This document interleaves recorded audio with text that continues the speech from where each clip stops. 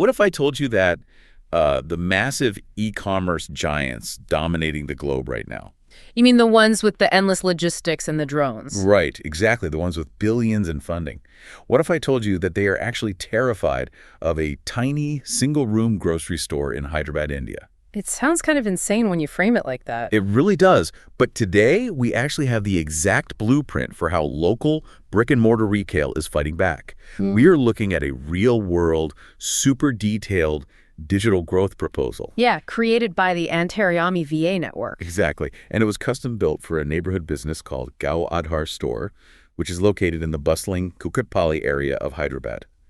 Our mission for you today is to extract the ultimate strategy from this document. We're basically breaking down how a physical store can weaponize its local presence to completely outmaneuver the big tech retailers. Yes, think of this as your masterclass in local SEO, community building, and really just digitizing customer trust. So, okay, let's unpack this. To really understand the strategy, we have to look at the baseline realities of, running a small business today. Gow Aadhaar Store isn't starting from absolute zero. Right, they've got some stuff going on already. Yeah, they operate in the organic and swadeshi retail category. And for those unfamiliar with the term, swadeshi essentially means products that are locally sourced, domestically produced in India, and usually rooted in very traditional natural practices. So it's a market where, purity and authenticity are literally everything. Exactly. And the store is situated right near the KPHB Community Hall, which is a really high footfall area. Yeah. On paper, their digital pulse looks totally fine. I mean, they're sitting on a 4.7 rating on Just Smart Out, right? Yeah, with around 245 reviews. They have their operating hours listed. They even maintain a pretty active presence on Facebook and Instagram. Okay, wait. Let me play devil's advocate here for a second. Because if I'm a small business owner and I have a 4.7 rating, my hours are up, and I'm, posting pictures of my organic produce on Instagram. You feel like you're winning. Right. I feel like I've checked all the boxes. So why on earth do they need this intensive 3-month digital rescue plan that the proposal is pitching? It seems like they are already doing everything a modern neighborhood shop is supposed to do. Well, see, that assumption is the exact trap that catches thousands of small and medium-sized enterprises off guard. Really? How so? There's this massive structural difference between simply, having a profile online and actually being the default trusted choice when someone in your neighborhood pulls out their phone to search for someone. Oh, I see. The proposal identifies what they call conversion leaks in Gow Aadhaar's current setup.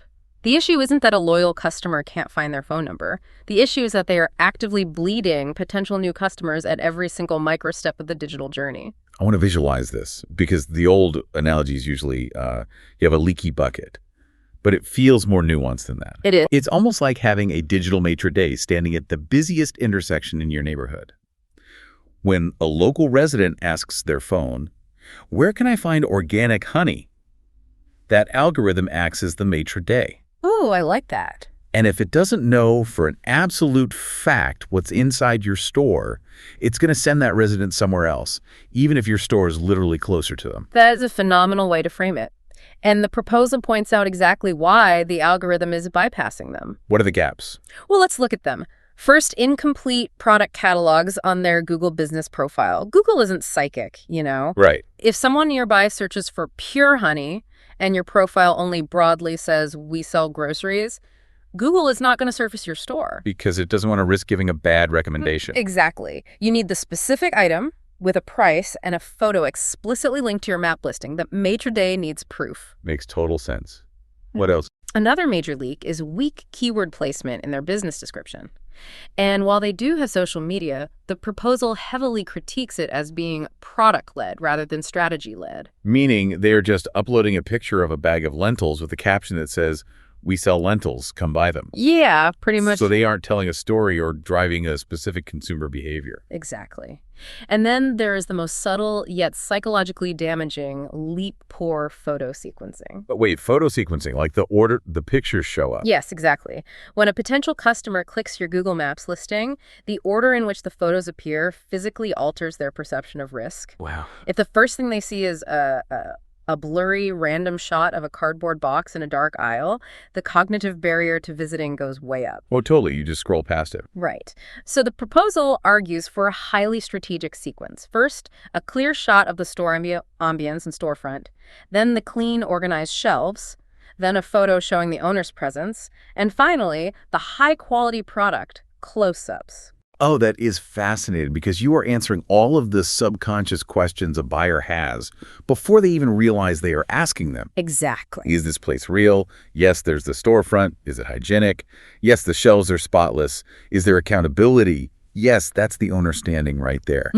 You are systematically lowering the perceived risk of walking into an unknown shop. Which is absolutely vital, because if you don't answer those subconscious questions, someone else will. Right. The Antaryami proposal doesn't just evaluate Gow Aadhaar in a vacuum. It actually maps out the local battlefield.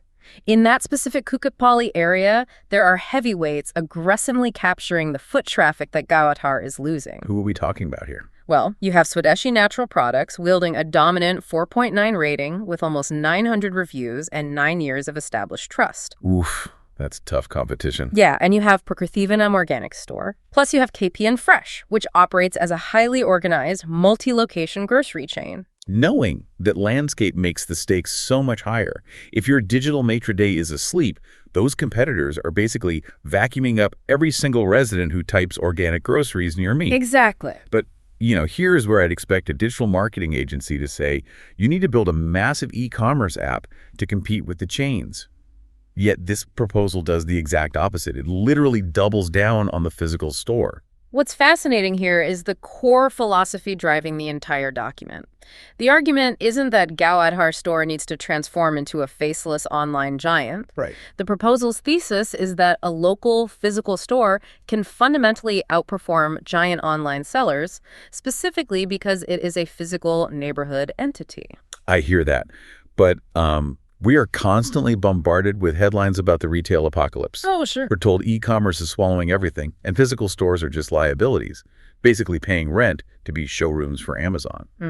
Is this proposal seriously arguing that being local is a premium feature? It is the ultimate premium feature, provided the digital storefront mirrors the physical advantages. Okay, walk me through that. The proposal systematically breaks down why local retail wins.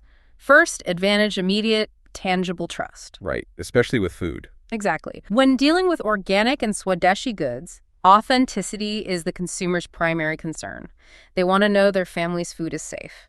At a local store, you can walk in, smell the spices, inspect the packaging, and look the shopkeeper in the eye. You just cannot do that through an app. You are stripping away the anxiety of relying on a, heavily photoshopped, optimized image. Yeah. And just hoping the product actually looks like that when the delivery box arrives. Precisely. The second advantage is the speed of the purchase cycle. Like getting it right now. Yeah. If a family is cooking dinner and realizes they are out of cold-pressed cooking oil, they aren't waiting 24 hours for a warehouse delivery. The proximity is the utility. Makes total sense. Third is personalized recommendations. A local store owner learns your family's dietary restrictions, your preferred brands, what your kids will actually eat. That's so true. And that naturally feeds the fourth advantage, which is community relevance and repeat relationships. The massive chains treat a customer as a one-off transaction. A local shop treats them as a neighbor. Win their trust once, and they become a recurring weekly buyer for years. So the physical store is an absolute fortress, not a liability. Right. But acknowledging that and actually capitalizing on it are two entirely different things. A beautiful, trustworthy store doesn't matter if nobody knows it's there. Exactly the problem. So how does this proposal actually plan to translate those offline advantages into a magnet for smartphone traffic? They lay out a very intense 3-month roadmap. Let's dig into the mechanics of that execution. Okay, so month 1 is entirely dedicated to building the foundation. It's the digital cleanup phase. The unglamorous stuff. Yeah, but crucial. They dive straight into the Google business profile, but they aren't just updating the hours. They are injecting hyper-specific, intent-driven keywords. The source text explicitly suggests optimizing for terms like pure honey Kukatpally and natural groceries KPHB. The geography attached to the keyword is the secret sauce there, isn't it? Oh, completely. Because they aren't trying to rank for grocery store India, or even grocery store Hyderabad.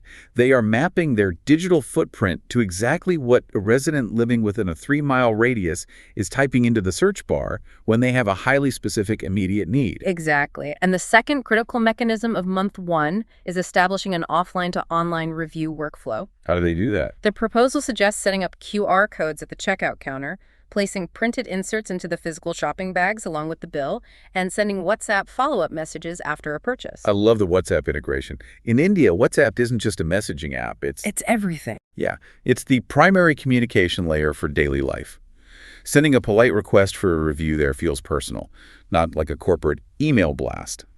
You are taking the goodwill of a customer who just had a great in-store experience and immediately converting it into digital proof on Google Maps. Which, in turn, feeds the algorithm, signaling to our digital maitre d' that this store is active, trusted, and highly rated.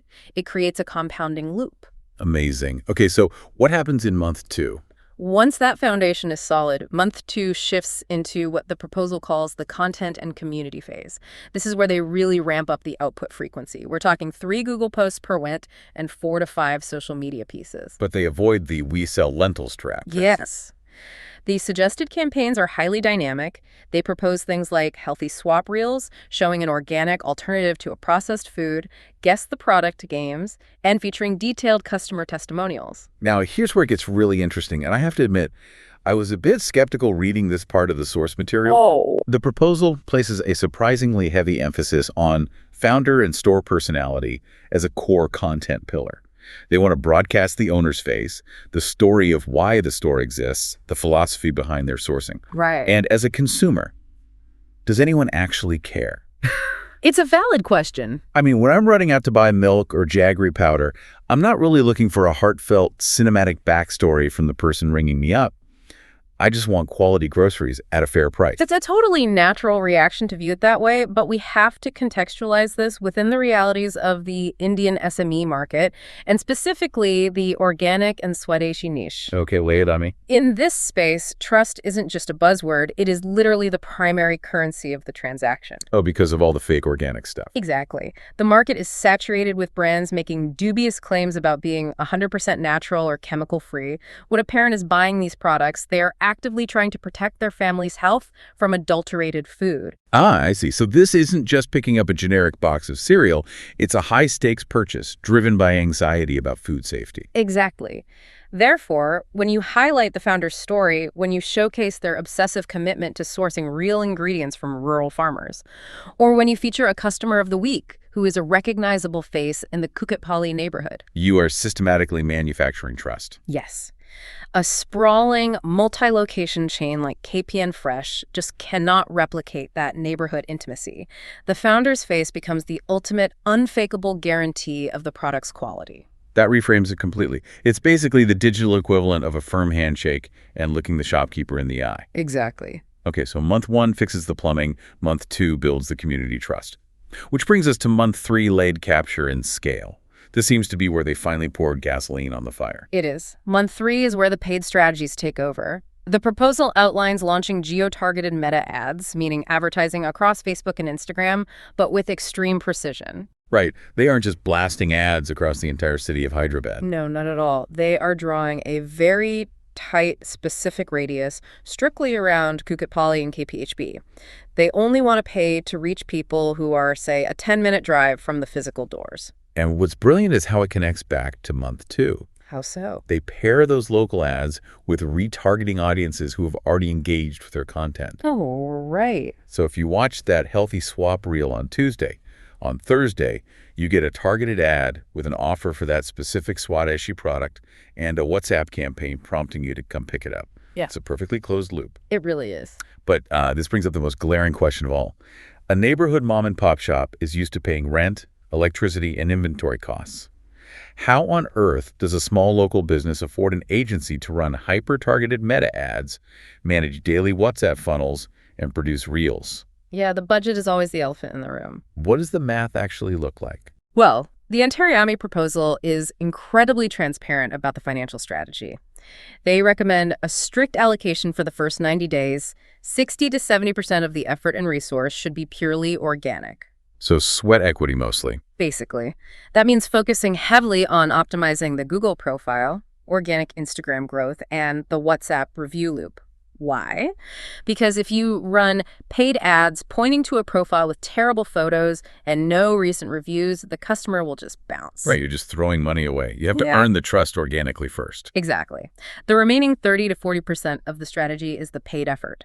That's the meta ads driving immediate awareness for high-margin premium items to nearby households. And they break this down into 3 distinct investment tiers, which I thought really showed the difference between playing defense and playing offense. Walk us through those. So they offer a basic tier ranging from 15,000 to 20,000 Indian rupees a month.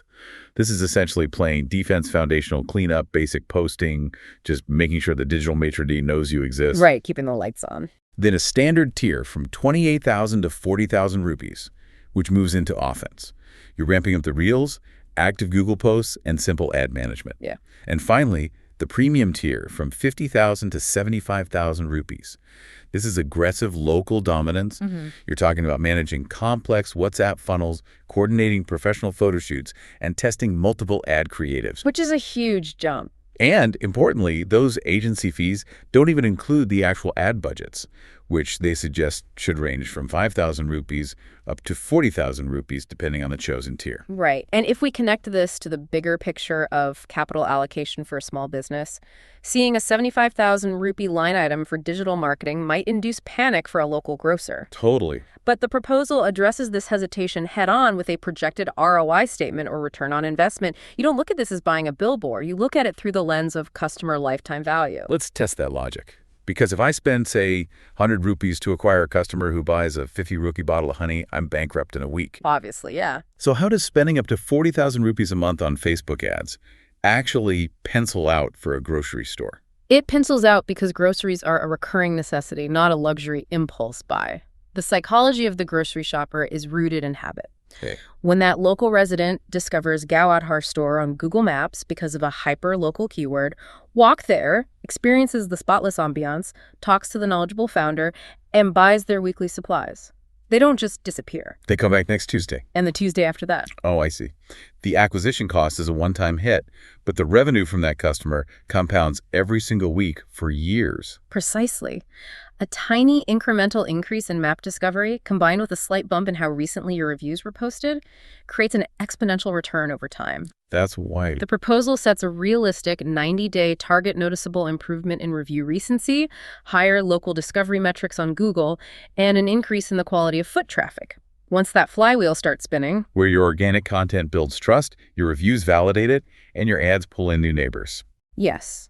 Once that happens, spending that monthly budget isn't an expense anymore. It's an acquisition engine for long-term, loyal community members. So what does this all mean for you? Whether you are trying to scale a local brick-and-mortar business, maybe you're consulting for SMEs, or you're just fascinated by the hidden mechanics of how the digital economy actually influences where we physically drive our cars. Yeah. The takeaway from this document is profound. It really is. Winning local visibility isn't about raising millions of dollars to outspend the massive e-commerce chains. It is about systematically digitizing your local trust. It's about ensuring that when a neighbor is standing in their kitchen and pulls out their phone to search for what you sell, your digital storefront is just as inviting, transparent, and undeniably credible as your physical one. But, if we step back and look at the macro implications of the source material, this raises an incredibly important question for the future of local business. What's that? This entire 3-month blueprint, as brilliant as it is, fundamentally hinges on using Google and Meta as the primary gatekeepers of local intent.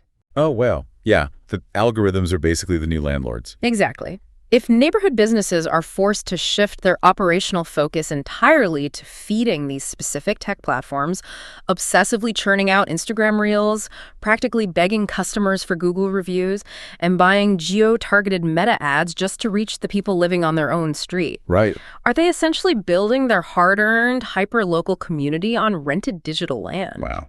That is a sobering perspective. Yeah. You pour all your capital and sweat into turning the digital streetlights on outside your storefront, only to realize that a tech billionaire halfway across the world controls the power switch. Exactly. What happens to the neighborhood store and the community that relies on it if those directory platforms suddenly change the rules of the algorithm? Yeah. It's a brilliant execution strategy, but a terrifying dependency. We will leave you with that to chew on.